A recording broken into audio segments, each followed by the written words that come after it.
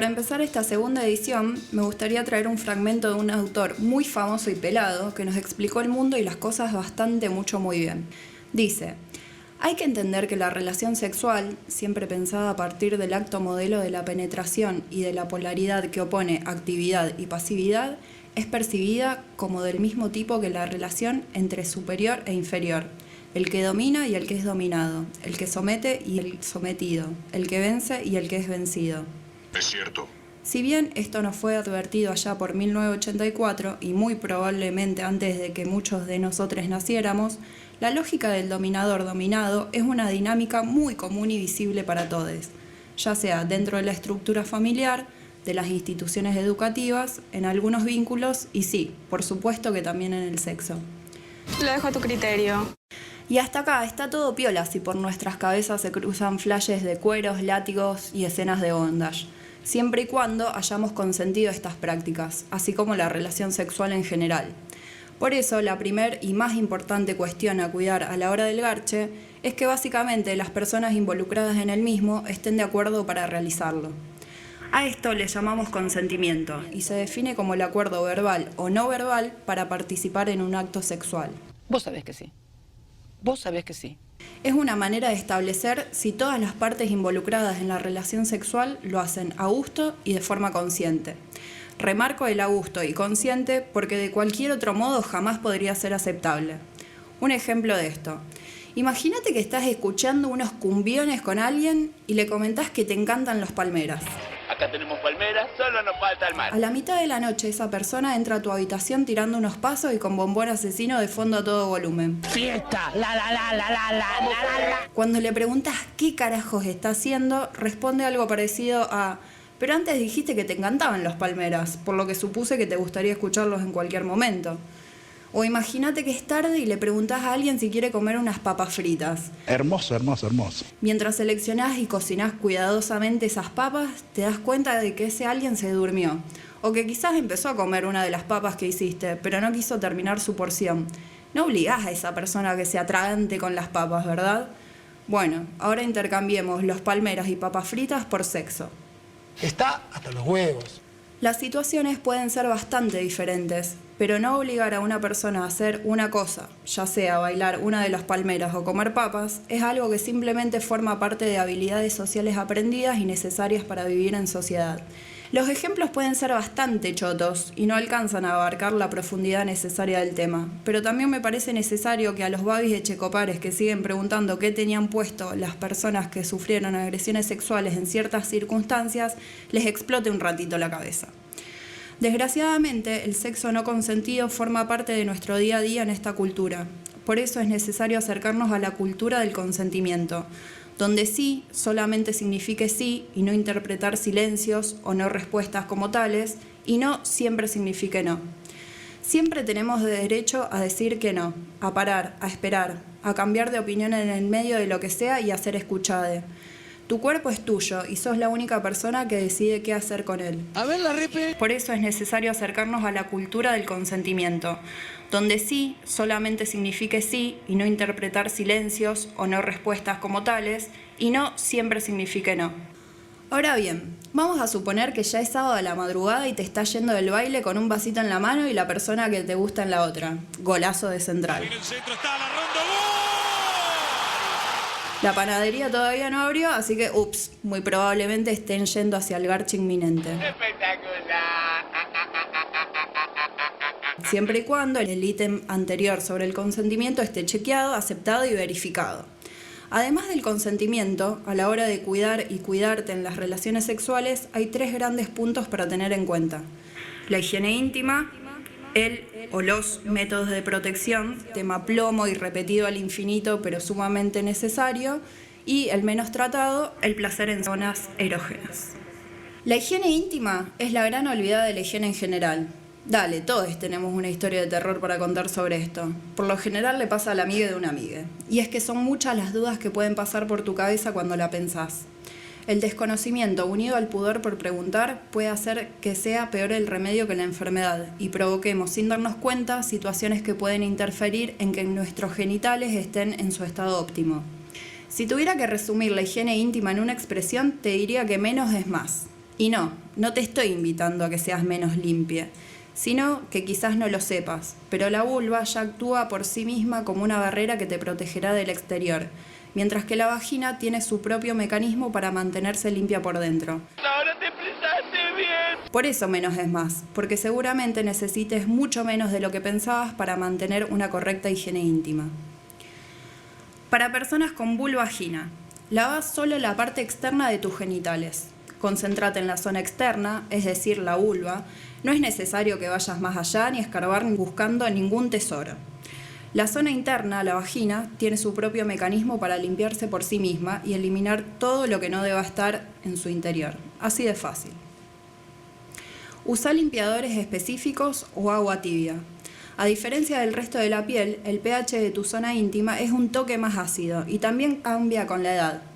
Podés usar un limpiador específico acorde a tu rango de edad y tu pH, pero el consejo es que utilices directamente agua tibia, disponible en casi todos los bidets de la República Argentina. Así vas a evitar desequilibrar la flora vaginal y que después puedan generarse infecciones.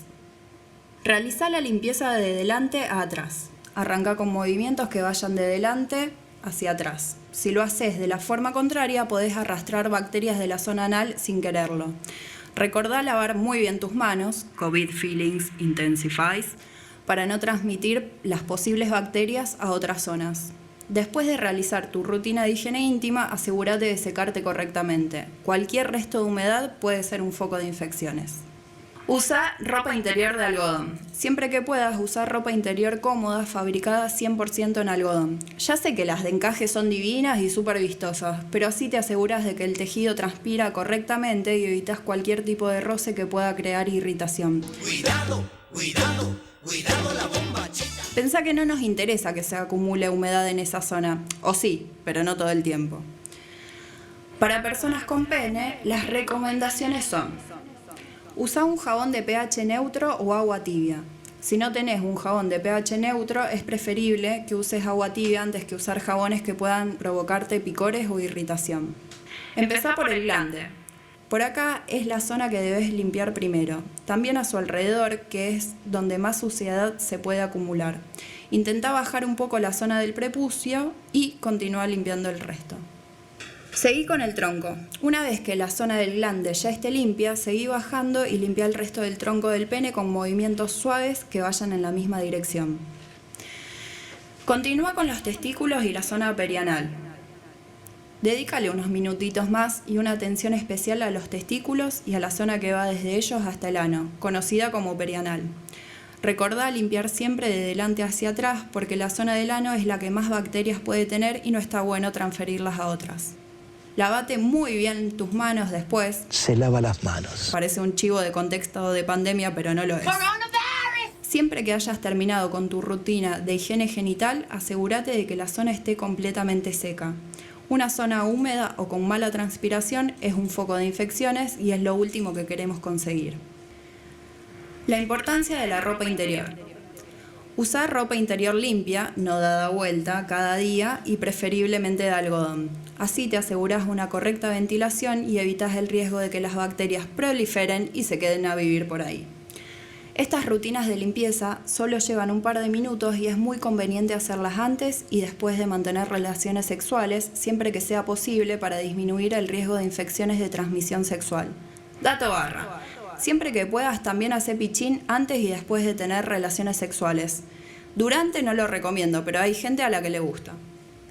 Llegando al segundo punto, me refiero a métodos de protección de barrera y no anticonceptivos, porque todos los métodos de protección suelen ser anticonceptivos, pero no todos los anticonceptivos suelen ser de protección. El ejemplo más común de esto lo representan las famosas pastillas.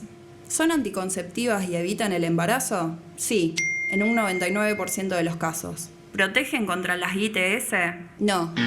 1500 veces no.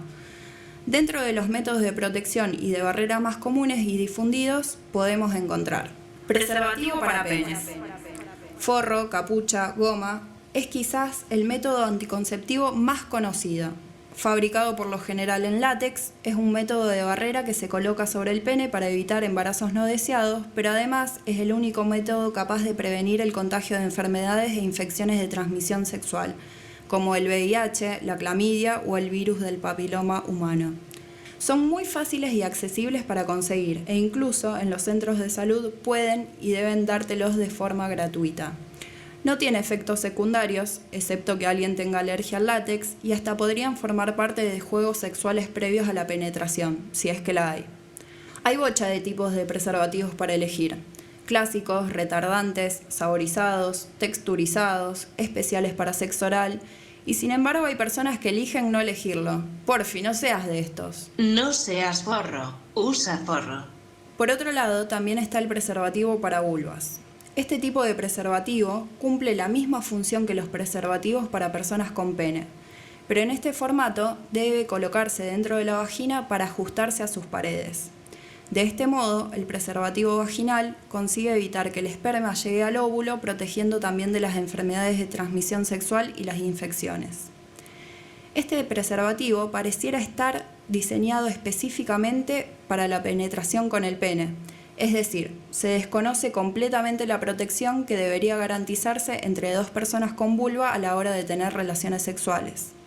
Actualmente hay un proyecto de ley en nuestro país que busca implementar la fabricación y el acceso a este tipo de preservativos para que nuestros derechos sexuales y salud sexual sigan garantizándose. Por último, también existe el campo de látex. Es una superficie de látex fina que se realiza a partir de un preservativo para pene. Otra opción puede ser realizarlo a partir de un guante de látex o nitrilo o a partir de un dique de goma. Esto es un material odontológico.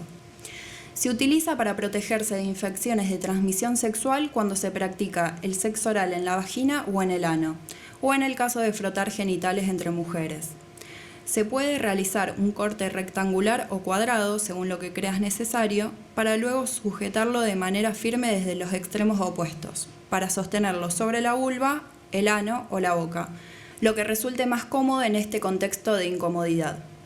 Como todo método de barrera, también es de uso único. En Argentina no se distribuyen campos de látex propiamente dichos, por eso me refería al contexto de incomodidad donde nos vemos empujados a recurrir a estos métodos que no son cómodos ni prácticos.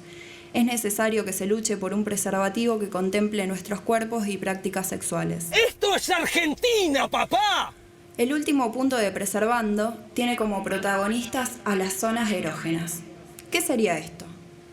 Ya de por sí, todo el cuerpo es capaz de experimentar sensaciones placenteras o no tanto, y de ahí a que te excite también es otro tema, gracias a las terminaciones nerviosas que poseemos. Pero las zonas erógenas son áreas particularmente sensibles gracias a la acumulación de estas terminaciones y que su estimulación produce placer en las personas. Hablamos de zonas erógenas y no órganos erógenos porque va más allá de los genitales, aunque estos constituyan también zonas erógenas. Banda de encuentros sexuales comenzaron, quedaron y murieron en el mete y saca, formalmente conocido como penetración, más allá de lo utilizado para hacerla. ¡Aguantá!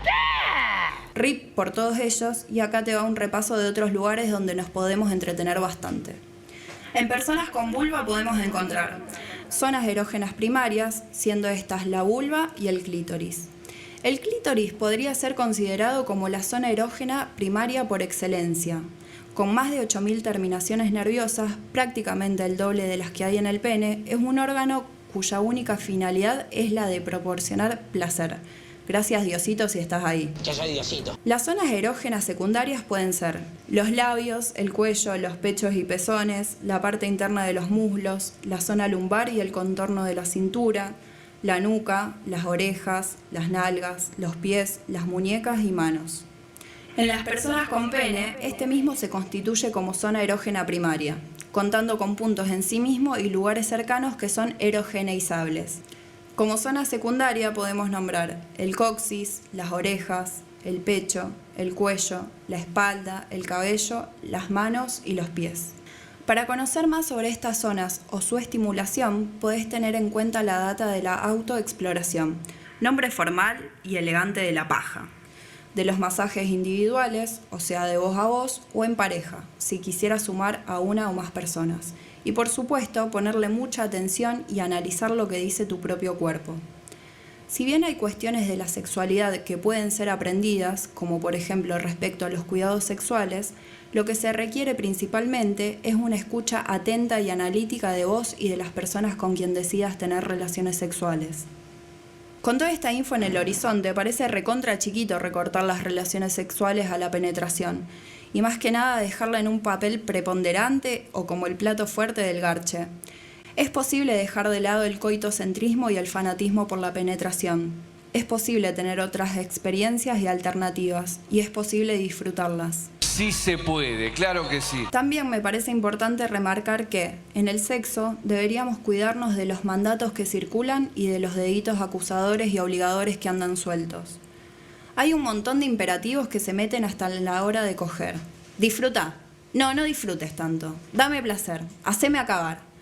Algunas de estas ideas se terminan colando tanto y tan profundo que hacen imposible que el momento para tener sexo con un mismo o con otro sea disfrutado y experimentado con placer.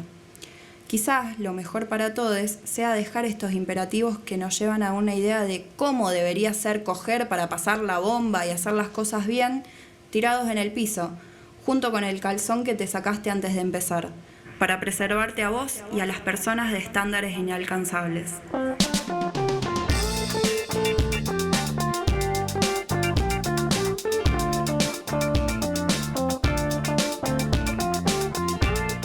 Hasta acá llegó esta edición de Sexualidades. Nos escuchamos la próxima y como siempre agradecemos a las marcas que nos acompañan.